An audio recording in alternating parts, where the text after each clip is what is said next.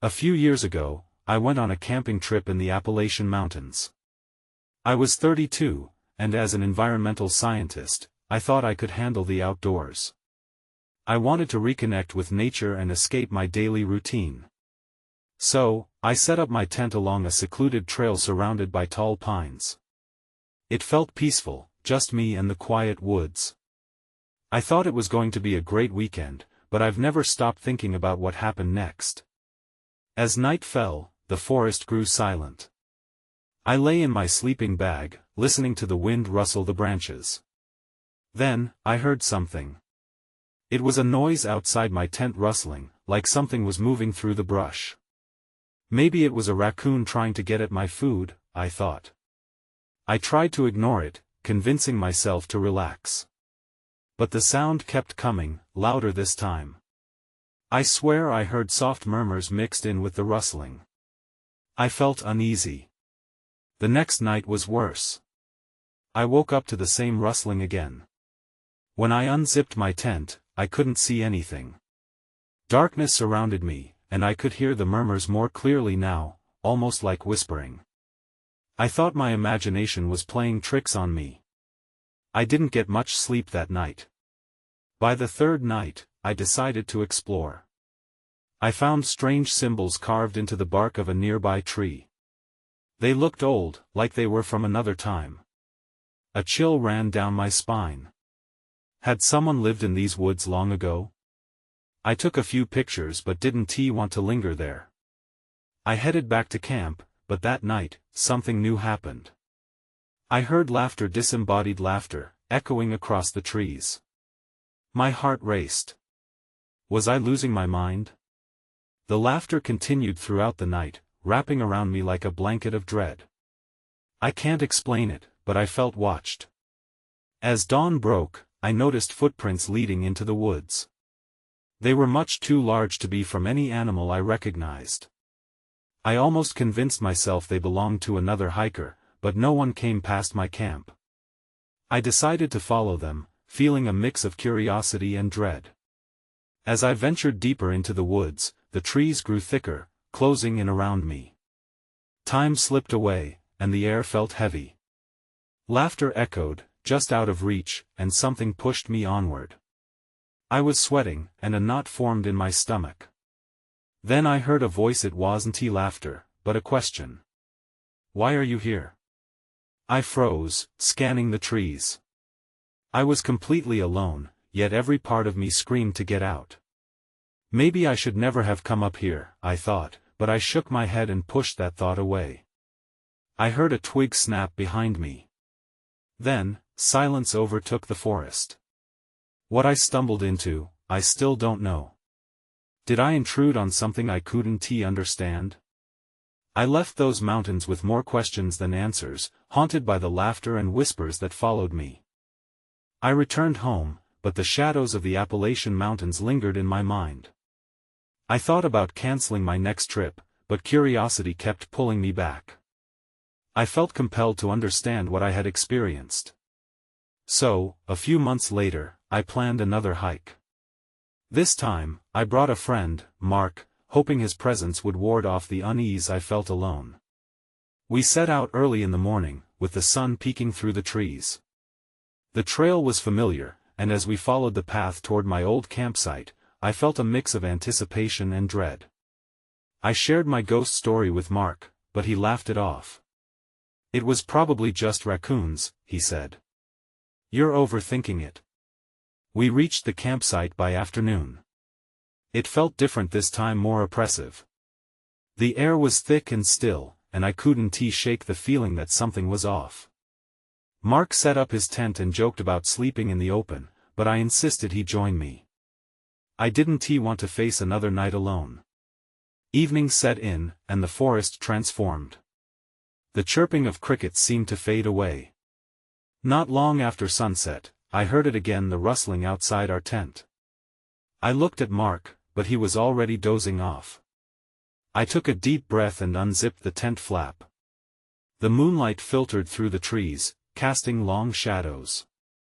I scanned the area, but saw nothing. The rustling returned, now accompanied by soft whispers that sent shivers down my spine. I wondered if I was imagining things, but the laughter echoed in my ears, as clear as a bell. "Mark," I whispered, shaking him awake. "Do you hear that?" He rubbed his eyes and groaned. "Hear what?" "You're just paranoid." But I could see the uncertainty in his eyes when he finally listened. "Okay, that's weird," he admitted. We both stepped outside, peering into the darkness. "Maybe we should take a look around," he suggested. I hesitated but agreed. Together, we ventured toward the sound. The deeper we went, the more the forest seemed to shift. The trees felt more alive, their branches twisting like fingers. We followed the faint laughter, which grew louder, almost melodic. My heart raced as we pressed on, each step stirring old fears. Then, out in a clearing, we saw them. Figures darted between the trees, their forms shadowy and indistinct. I wanted to run, but I stood frozen. I was gripped by a mix of fear and fascination. Mark grabbed my arm, pulling me back. "Let us go back," he urged. But before we could retreat, one figure stepped forward, illuminated by the moonlight. It looked human but wrong. Its eyes glowed, and it tilted its head in a way that felt unnatural. "Why are you here?"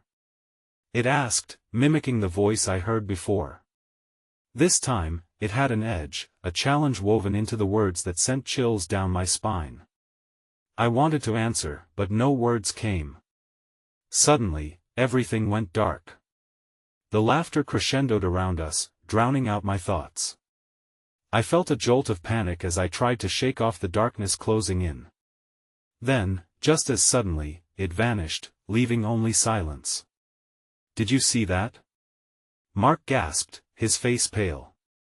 I nodded, but I couldn't speak. My mind raced with what had just happened. Whatever was out there, it wasn't a simple figment of my imagination. As we stumbled back toward the tents, I knew we were in the grip of something I couldn't understand. Then everything changed. I noticed footprints emerging from the same direction we had come from. They were impossibly large, but they were fresh. "Someone else is here," I whispered, terror creeping into my voice. Mark turned pale. "What if it's not just us?" In that moment, I knew we were not alone. We hurried back to the campsite, adrenaline pumping through my veins. Mark's breath was quick and shallow as he kept glancing over his shoulder. I tried to focus on our surroundings, but every shadow seemed more menacing, every rustle more sinister. "What do we do now?" Mark asked, panic rising in his voice. "Maybe we should pack up and head home," I suggested reluctantly. The idea of staying felt unbearable after what we had experienced. As I began to shove my belongings back in the backpack, I couldn't shake the feeling that we were being watched. The quiet of the forest was unnerving, each breeze causing a chill to crawl down my spine. "Just hurry," I urged. Suddenly, a low growl reverberated from the depths of the woods. Mark froze. "Did you hear that?" he whispered, eyes wide. "Yeah," I replied, my throat dry. Thankfully, the darkness obscured my shaking hands. "We need to go. Now." We finished packing in a rush, my heart thumping loudly in my chest. As we clumsily zipped up the last bits, that growl echoed again. It was closer this time, and I felt the urge to scream. "Let us move." We stepped carefully away from the campsite, keeping low and moving quietly. The trail twisted like an uncertain thought, and with each footfall, the branches snapped underfoot like bones. Mark and I exchanged fearful glances, our minds racing with potential dangers lurking just beyond sight. But then, a flash of pale light erupted from the darkness. I stopped dead in my tracks, and Mark nearly collided with me. "What was that?" he gasped. "I don't know," I whispered, squinting into the thick shadows. It flickered again, a figure in the distance, illuminated briefly by whatever light it was emitting. I couldn't make out any details. Should we check it out? Are you crazy? Mark hissed. Let us get out of here. And yet, something drew me in, a pull I couldn't resist. I edged closer, straining my eyes to see more. That light was not just a glow, it seemed to pulse like a heartbeat, enticing and ominous at the same time. Come on. I urged Mark, who was still hesitant. After a moment of deliberation, he followed me, casting uneasy glances back toward the campsite. As we approached the source, the shadows thickened around us, almost like a living blanket. The light flickered more erratically, and I could have sworn I heard whispers once more, blending with the rustling leaves. They called my name, a haunting echo that sent a chill through me. We stepped into a small clearing. What we found was unsettling: a circle of stones arranged meticulously on the ground. In the center stood a glowing orb, pulsating softly. My breath caught in my throat. I could hardly understand what I was seeing. Is that? Mark began, but he couldn't finish his thought. Sudden movement in the treetops snapped us back. Something was watching us, perhaps something more than just our fears manifesting in the dark. The orb flickered violently, and all at once, the air turned heavy, filled with apprehension. Then, from the edge of the clearing, the figure emerged again. The same unsettling being with glowing eyes stood tall, but now, there was no mistaking the closeness. It directed its gaze at me, and I could feel its intent pulling at the edges of my mind. You came to listen, it said, but this time there was no mimicking. The voice was low and resonant, echoing strangely in the stillness. I knew then we were in deeper than I could have ever prepared for. Run! I shouted, pulling Mark back, but the grip of fear held us both in place. Then everything changed again. The orb exploded into a shower of light, and in that instant, I understood that we were becoming part of something much larger than ourselves. Time twisted, and everything around us blurred into a fog of uncertainty and dread. I could sense a new presence manifesting, something far worse than mere shadows lurking in the woods. And as I turned to flee, I realized I had awakened something that might not let us leave. Chapter 2. The blinding light enveloped us completely, and I felt the world around me shift. One moment we were in the clearing, and the next, it was as if every nerve was on fire. The air crackled, and the ground felt unstable beneath my feet. I tried to shield my eyes, but the brightness consumed everything. Then, just as quickly, it was gone. I staggered back, gasping for air, but I wasn't in the clearing anymore. Mark and I stood in the middle of the forest, but everything looked different. The familiar trees loomed over us like towering giants, their shapes warped and twisted. The shadows were deeper, more pronounced. Where are we? Mark breathed, his voice barely above a whisper. I don't know, I stammered, trying to get my bearings.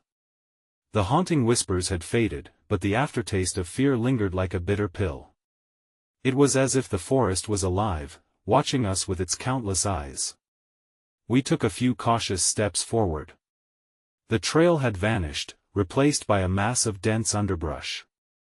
We should find our way back to the campsite, I suggested. Each word felt heavy, the weight of the forest pressed down on us like an oppressive blanket. But then I heard it, a soft rustling, like footsteps crunching through leaves. It wasn't just the wind. Mark stiffened beside me. Did you hear that? Yeah, I whispered, my heart pounding. The sound grew nearer, and from the corner of my eye, I caught a glimpse of movement. A flash of something dark darted between the trees. I pointed. There. Then it appeared, a shadowy figure, its form shifting. It was animalistic yet humanoid, reminiscent of the strange being we had seen before. My stomach churned. We need to move, I said urgently. We turned to run, but a chilling laugh echoed behind us. It was sharp and mocking, filling the air with dread. I glanced back, and in the distance, I saw the glowing eyes again, now surrounded by a group of indistinct shapes. They were circling us. Go! I shouted and we stumbled forward through the thick underbrush, branches grabbing at our clothes. I was bewildered. How had we gotten here? What was happening? We burst into a small clearing, a different one this time, where the ground was covered in strange, luminescent mushrooms. They bathed the space in an eerie light, contrasting the dark around us. Mark paused and pointed. "What are those?" "I don't know," I said, feeling a mix of fascination and fear. My instincts told me to avoid them. Suddenly, the group of shadows emerged from the trees, stepping into the glow. They were no longer just shapes, they were clearly figures, cloaked in darkness. I could see their faces now, twisted in mockery, eyes full of something dreadful. "Why do you disturb our realm?" one of them hissed, its voice like nails scraping against wood. I felt bile rise in my throat. "We didn't mean to. We just wanted to leave." "Leave?" The figure laughed. "You've entered our domain. There are no exits here. You are part of the story now." Panic surged through me. "What does that mean?" That was when I saw it, a glimmering object nestled among the mushrooms. It was small, about the size of my palm, and seemed to pulse with a strange energy. Something about it felt familiar, like the orb we had seen earlier. "Take it," Mark urged, stepping closer, but I hesitated. What if it was a trap? Before I could respond, the figures closed in, their laughter echoing around us. The world began to close in on us again, darkening like a storm cloud gathering overhead. "Take it!" Mark shouted again, and I felt a rush of adrenaline. In that moment, I reached out.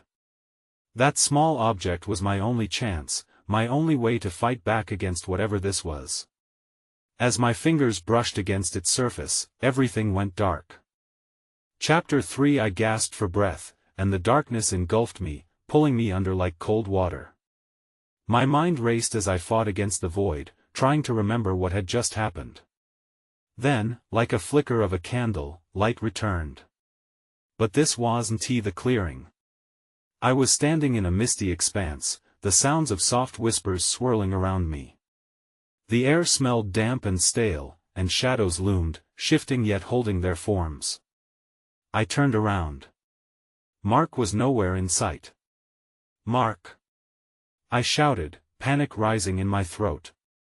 I stumbled forward, heart racing, each step biting into the thick mist around my feet. Fear clawed at my mind. Where was he? "Help me!"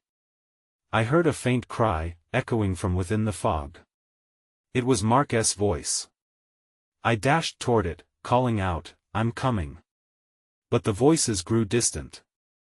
Each time I thought I was close, they slipped away.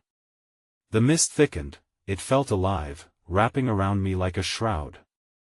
I reached out blindly, hoping to catch something, anything. Then I saw movement. A figure dressed in a long coat, hat shading its face, stalked through the mist. I hesitated, heart pounding. This might be a person. I could find help. "Hey!" I called out, trying to sound brave. "Have you seen my friend?" The figure stopped and slowly turned, revealing a face that was both familiar and yet distorted. Features morphed like a trick of the light. I gasped. It was someone who looked like Mark but with expressions twisted in a grotesque smile. "Why are you searching for him?" the figure asked, its voice sliding across my skin like ice. "Because he's lost." I stammered. "We need to get out of here." The figure chuckled softly, the sound almost mocking. "Lost? He's exactly where he wants to be." "Where? Where is he?" My voice grew shrill, the fear bubbling over now.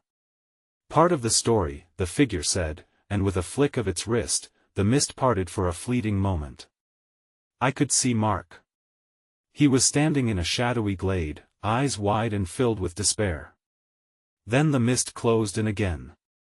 "Mark!" I screamed, reaching out. I couldn't lose him. I had to find a way to him. A sudden jolt of energy surged through me. I felt the weight of that glimmering object burning in my pocket, the one I had touched before everything turned dark. What if it held the key? I focused on it, willing it to guide me. The whispers around me shifted, growing louder and more frenetic. "Take it, or be taken," they hissed. Gathering my strength, I forced my hand to pull out the object.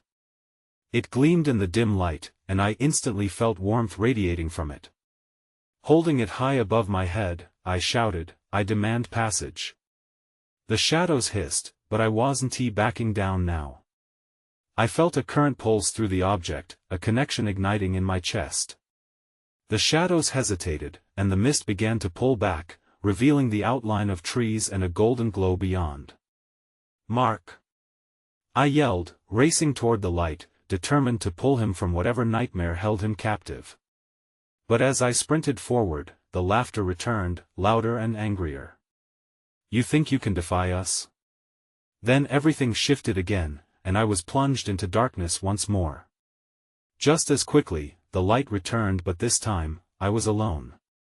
Chapter 4. I blinked, struggling to adjust to my surroundings. The sun was setting, throwing long shadows across the forest floor. I was back in the clearing, but everything felt different, heavier. The air buzzed with an unsettling energy. "Mark?" I called out, my voice trembling. No response. I felt a pull of dread in my stomach. What had just happened? Where was he? I scanned the area, the trees towering above me like guardians, but they felt sinister, watching me. I took a hesitant step forward, my heart pounding with every soft crunch of leaves beneath my feet. The lingering scent of damp earth only added to my anxiety. That's when I noticed something glinting among the roots of a nearby tree. My pulse quickened, I kneeled down to get a closer look. It was the object, the glimmering piece I had held before everything went dark. I picked it up, noting the warmth that radiated from it. As I held it, the whispers returned, clearer this time. "Use it, find him before it's too late." A new sense of urgency flooded through me. But what did that mean? I couldn't just stand here. I had to act. I tucked the object back in my pocket and looked around, trying to decide where to go next. Then, out of the corner of my eye, I spotted a flicker of movement. I turned, and there it was again, an odd shape darting between the trees. My heart raced as I followed the form, my instinct screaming that it might be Mark. "Mark?" I called again, desperation clawing at my throat. The figure paused, silhouetted against the fading light. "Come closer," it beckoned with a crooked finger. My heart sank as the voice echoed a chilling familiarity. It sounded like Mark but was twisted, almost mocking. "No. You're not him," I yelled, stepping back. "Show yourself." The figure dissolved into shadows, and I stumbled back, panic surging. What was happening? I turned to run, but it felt like the forest itself was closing in on me, branches clawing at my arms. Then I heard a low, ominous growl, echoing from deep within the trees. The sound was muddy and raw, sending chills down my spine. I whipped around, searching for the source, but the space felt alive, swirling with uncertainty. "Find him." The whispers rang in my ears, almost urgent now. In the distance, I saw it again, a flash of movement. I darted toward it, propelled by hope. As I drew closer, the shape became clearer. Mark, or what I hoped was Mark, stood at the fringe of a growing darkness. "Help me!" he shouted, his voice breaking. "Hold on. I'm coming." I lunged forward, reaching for him. But as I lunged, the ground began to tremble beneath my feet. A suffocating weight pressed down, heavy and dark. I couldn't breathe.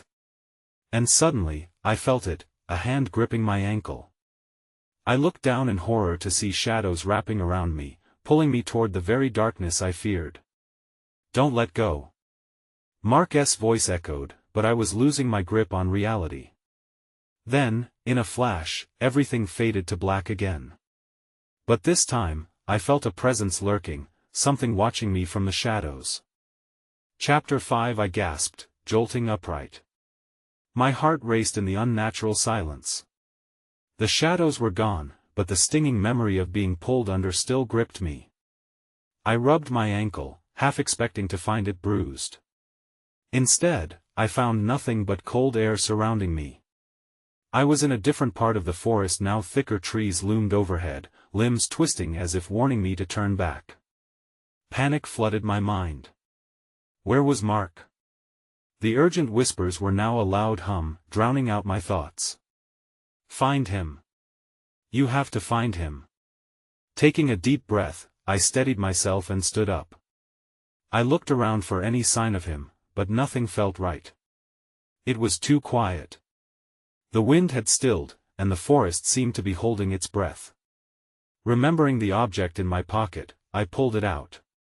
It felt warm and heavy in my hand, pulsing softly as if alive. Use it, the whispers urged again, and I gritted my teeth. What was I supposed to do with it? I focused on the object. It had brought me to this place, hadn't it? Maybe it could lead me to Mark. I took a step forward and felt a subtle pull toward the left, as if the object was a compass guiding me. As I followed the pull, the woods shifted around me. The branches seemed to part as I walked, creating a narrow pathway. Each step felt charged, and I could sense the air thickening with energy. I hurried, the heat from the object warming my palm in reassurance. Suddenly, I stumbled into a small clearing, and my breath hitched in my throat. There, in the center, was a circle of stones arranged carefully, almost ceremoniously. Intricate carvings adorned each one, some familiar, others foreign. I approached cautiously, my eyes darting over the strange symbols. That S when I noticed it, the faint outline of something moving near the opposite edge of the clearing. I squinted into the shadows, straining to see, but the figure slipped just beyond my vision. Mark? I called out, my voice wavering. But all I got was an echo. I stepped closer to the stones, feeling the warmth of the object grow hotter against my skin. The whispers intensified, surrounding me like a swarm. Trust it. You have to trust it. Before I could think, I raised the object into the air. The carved stones began to glow, illuminating the clearing with an eerie blue light. The air crackled with energy, and I felt a shift. Something was responding. Then, in the brightness of the glow, I saw him. Mark. He stood behind the stones, his expression frozen in anguish. His eyes were wide, reflecting fear, the light revealing streaks of dirt on his face. Emma! He shouted, but the sound was distorted, as if coming from underwater. I rushed toward him, but the moment I crossed the threshold of the stone circle, the light flickered and dimmed. A wall of darkness sprang up, separating us again. I slammed against it, feeling the cold seep through me, panic rising once more. Mark! I cried out, my voice cracking. Then I noticed movement behind him, a darker figure lurking in the shadows, its eyes glowing. My heart dropped. Get away! I screamed, the primal urge to protect him flooding through me. The growling from before returned, rumbling in my chest. I was no longer alone. The presence that had watched me was close, now seemingly emboldened by my fear. I turned back to the glowing object, searching for answers. But all I was left with was the unsettling realization that whatever had trapped Mark took on forms I couldn't understand.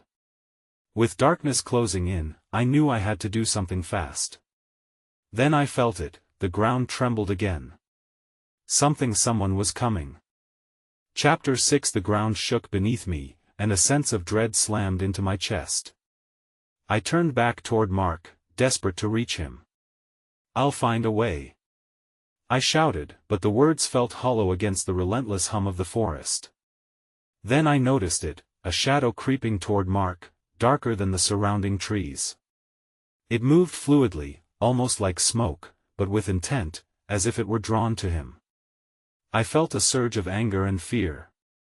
If that thing wanted him, it would have to go through me first. I focused on the object in my hand, hoping it would help me. The warmth intensified, and I gripped it tightly. What do I do? I whispered, feeling more foolish than ever. The whispers returned, clearer this time, urging me. Break the barrier. Show your strength. Before I could process those words, I raised the object above my head again, heart pounding as a wave of energy radiated from it. The stones flickered brightly, illuminating the clearing once more, and I felt a rush of power surge through my veins. The shadows froze for a heartbeat as the light washed over them. Mark's eyes locked on mine, and I saw the flicker of hope in his expression for the first time. Emma! He shouted again, his voice breaking through the distortion. Please, hurry. I took a step towards the barrier and then another. The glowing object undoubtedly served as a bridge, a path to break whatever held us apart. With each step, the light pulsed, and the shadows recoiled as if burned. But the darkness started to ripple around Mark, almost as if it were alive. I saw tendrils extending toward him, curling like fingers eager to pull him back into their cold embrace. Fear gripped my heart, making every step feel heavier, but I pushed forward, feeling the authority of the object strengthen with my resolve. Just as I reached the barrier, a deafening roar erupted from the dark figure, drowning everything out. The force of it pushed me back. I stumbled, barely regaining my footing while the object nearly slipped from my grasp. Mark! I cried, panic flooding me again. Hold on. I raised the object with both hands, focusing everything I had into it. Light erupted in a brilliant flash, blinding me for a moment. When the light faded, the shadowy figure was gone. I blinked, disoriented, and finally saw the barrier start to crumble, revealing a path to Mark. I rushed forward, adrenaline coursing through me. I could almost reach him. But as I crossed the threshold, a sudden chill swept through the air, like ice gripping my heart. I skidded to a halt, staring at the darkness ahead, now swirling as if it had a life of its own. Just then, an ominous whisper curled around me, low and hissed, "You think you can take him?" My skin prickled as I realized the threat was far from over. Another figure emerged from the swirling darkness, its form more defined and menacing. The glow faded, and I could see its jagged teeth glinting in the dim light. "Emma, run!" Mark shouted, trying to leap forward, but the ground beneath him seemed to hold him captive. I couldn't leave him. Not now. My heart raced as I faced the new threat. Somehow, I had to save him, but the growing darkness felt overwhelming. I felt the energy of the object wane in my hand. It was time to make a choice to fight or retreat. And then everything went dark. Chapter 7 I gasped, blinking as the darkness engulfed me. For a moment, I couldn't tell if I was awake or trapped in some nightmare. The chilling whispers faded, and I found myself alone in an empty void. The weight of the forest vanished, leaving only silence and a haunting emptiness. "Emma?" The sound of Mark's voice shattered the quiet. My heart leaped at the hope it brought. "Where are you?" "Emma." I struggled to respond, but the darkness stifled my words. Just then, I felt a pull of force tugging me back toward the clearing. I couldn't resist it, almost like a current dragging me beneath water. I surrendered, letting the pull guide me. Suddenly, the forest reappeared, vivid and disorienting. I stumbled, instinctively reaching out for Mark. The shadows lurked around us, but I saw him clearer this time. He was still trapped, his eyes wide with fear. "What happened?" I managed to call, my voice shaky as I scanned the area. I felt the energy of the object still in my hand, faint but present, like a dying ember. "We're being hunted," he replied, his voice urgent. "The other one, it senses your power. It's not going to let us go." "No!" I shouted, anger blossoming inside me like a shield. "Not without a fight." I clenched the object tighter, willing the warmth to return. I want to lose you. The shadows stirred, and I felt resentment building within them. They were thrumming with intent. Then, the figure emerged again from the darkness, more defined than before. Its jagged teeth gleamed wickedly, and its eyes burned with malice. In that moment, I realized I had a choice. I could run again or face the creature head-on. "Mark, hold on!" I yelled. I took a step forward, driven by fear and a fierce need to protect him. The object glowed, responding to my determination. The creature lunged, but I reacted without thinking. I lifted the object and focused on the warmth, channeling everything I had into it. Light burst forth, brighter than before.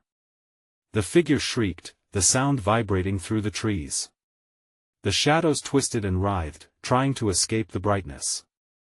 "Emma, keep going." Mark's voice spurred me on, but doubt crept in. Could I truly fend it off? The light flickered, and for a split second, I felt the darkness closing in again. "I want to let you win," I cried, pushing harder. The creature faltered, caught in the radiance. I sensed a shift in the atmosphere. A faint crackling sound filled the air as the barrier between the light and the shadows began to solidify. For the first time, I felt like I was gaining ground. But just as hope surged, the ground shook again. A fissure opened up between us, the earth splitting as the shadows surged forward, desperate to reclaim their hold. I gasped as I saw something flash within the darkness. It was another object, glimmering faintly. "Mark!" I shouted, pointing. "There's something down there." He tried to move toward it, but the barrier held him firm. "Don't get too close," he yelled. "That might be a trap." Then everything shifted again. The shadows screamed, a cacophony of sound as the creature recoiled, and that shimmering object began to pull me in. I was back to my earlier choice: fight or flee, but I now had a new lead. As I reached for it, I felt a surge of adrenaline rise within me. My mind raced with what it might mean. Just then, the shadows lunged again, the air thickening with dread. And then I knew we weren't alone. Chapter 8. I took a step back, heart racing. The darkness morphed again, twisting into a myriad of shapes that teetered on the edge of reality. With each passing moment, I felt like I was drowning in a tide of shadows. The air buzzed with restless energy, thick and suffocating. And then I heard it, the sound of Mark's voice, choked with fear. "Emma! Whatever you do, don't look away." I glanced back at him, just a fleeting second, and as I did, the dark figures surged forward. They were closing in, and the growling intensified, echoing like thunder in my ears. I could feel the weight of something pressing down on me, a clawing urgency to keep moving, to keep fighting. I refocused on the glimmer of light ahead, the object buried within the darkness, and something clicked in my mind. It was not just a thing, it was a key, a potential source of power hidden amidst the chaos. I had to go for it. "Hold on!" I yelled to Mark, and I lunged toward the light with every ounce of strength I could muster. My feet felt solid, the ground anchoring me despite the chaos swirling around us. I embraced the fear, letting it fuel my desperation, and as I closed in on the source of the shimmer, I felt the warmth of my original object flaring to life. The shadows recoiled, a collective shiver of hesitation. I grasped the glowing object, feeling its power surge through me, bolder than before. The whispers became a chorus, resonating with urgency. "Use it, unite them. Mark!" I shouted, raising my arms high with the objects in hand. "Whatever is here, we're not afraid." The light pulsed, and I could see the shadows wincing, flickering like candle flames in a draft. But then a crash. The earth trembled violently, and a sharp pang shot through me as the dark figure lunged. Instinctively, I swung both objects out in a protective arc. The air lit up in a blinding flash, and the shadows screamed, recoiling in horror. When the light settled, I saw the creature falter, its jagged features distorting. It was no longer just a formless mass but something composite, a collection of every nightmare, every fear that had ever lurked in the forest. And it was tethered to Mark. "Emma!" He called again, the urgency etched on his face. "It's pulling me. Stay strong," I shouted, reaching out toward him. I gripped the objects tighter, channeling my energy into them. Somehow, I felt a connection, like strands of power weaving through the darkness to him. "Just trust me." The ground continued to shake beneath us, but I felt something shift. The shadows were retreating, their grip losing strength. The light was brightening, and for a moment, I saw a flicker in Mark's eyes, a spark of recognition. "Keep fighting," Mark urged, his determination rekindling my strength. And just like that, a plan formed in my mind. "If this works, it's all or nothing," I shouted. With that, I wrapped one hand around Mark's object and one around my own, mixing their energies in my grip. The shadows shrieked, their presence writhing against the brightness now pouring forth. "You cannot have him!" Their voices cried, a cacophony of rage. "Yes, I can!" I yelled back, channeling everything I had left into the objects. The glow intensified, the light blinding, and I felt the fabric of the forest shift to accommodate the raw power surging between us. And then, it happened. A wave of energy erupted from us, radiating and cracking the darkness open with a sharp, resounding force. The shadows burst apart, the lingering weight of fear dissipating like smoke in the wind. "Emma!" Mark shouted as the barrier that held him faltered. "I can see you. Reach for me!" I cried, the air humming around us with electricity. He lunged forward as the shadows recoiled, and in that moment, we touched the connection forged weakly at first, then surging with renewed strength. With a final explosion of light, the darkness shattered, and everything went silent. When I opened my eyes, I found myself back in the clearing. The sun was now just peeking over the horizon, painting the sky in shades of gold and blue. The forest was quiet, peaceful, even as if it had been cleansed. Mark stood beside me, dazed but alive. "Did that really happen?" he asked, grappling with the aftermath of our harrowing experience. I think so," I said slowly, looking around. The shadows were gone, but a lingering unease snaked through my gut. Part of me wanted to celebrate our escape, but I couldn't shake the feeling that something remained unfinished. As we packed up our tents and gear in the waning light, I glanced over my shoulder at the woods, now solid and unyielding, a mystery that held more than we could ever know. "Do you think we'll ever understand what really happened?" Mark asked, echoing my own thoughts. "I don't know," I replied, feeling the weight of untold stories surrounding us. I still thought about those shadows, the laughter that echoed across the trees, and whether they might return. But I don't think we're quite done with them yet. As we walked away from that clearing, the shadows lurking just out of sight, I knew we would carry that experience with us forever.